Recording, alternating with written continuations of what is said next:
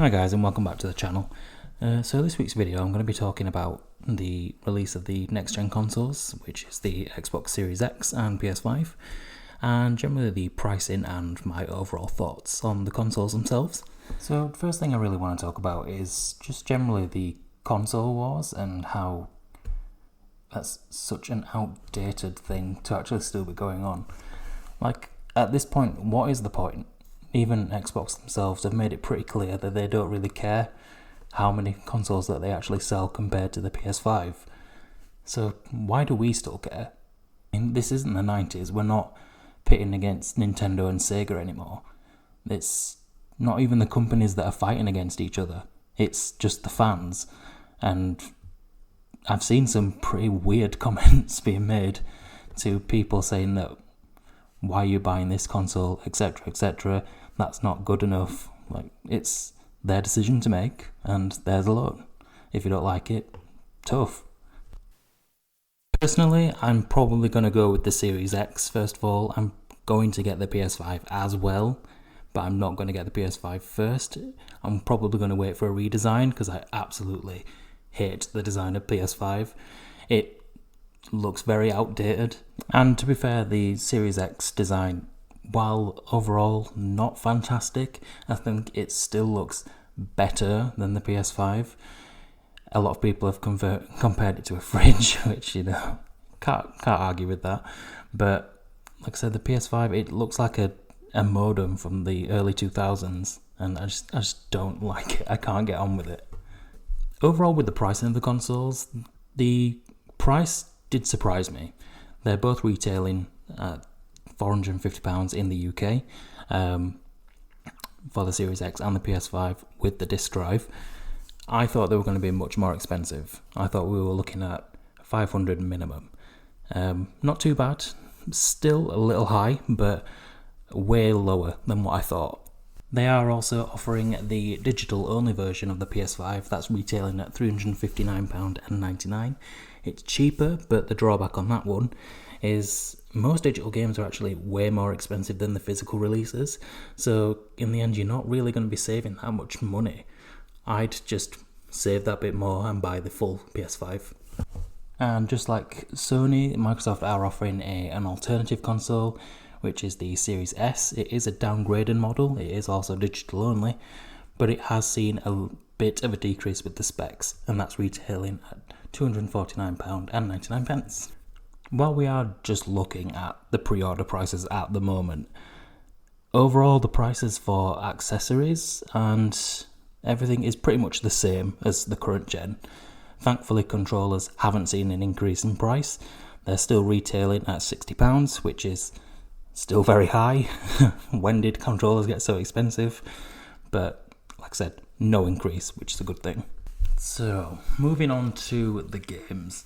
So, as we saw from the PS5 showcase, as the time of this recording was yesterday, some of the games from Sony, anyway, at this moment we haven't got anything from Xbox to confirm, but some of them are retailing at £70, some at £60, and weirdly enough, the probably most popular game that's going to be releasing, the Spider-Man game, is the cheapest at £51.99.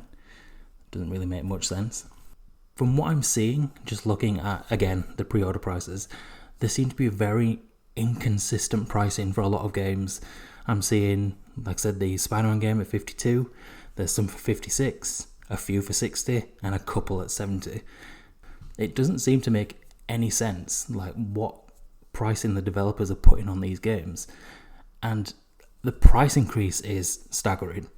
A whole £20 more than previous gen is a huge bump.